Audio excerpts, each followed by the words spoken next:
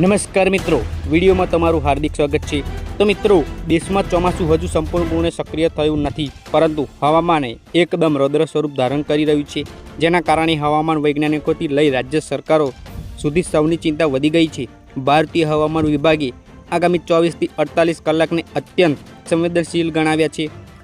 હવામાન વિભાગે દેશના 13 રાજ્યો માટે ભારે વાવાઝોડા, કરા અને મુશળધાર વરસાદનું રેડ એલર્ટ જાહેર કર્યું છે।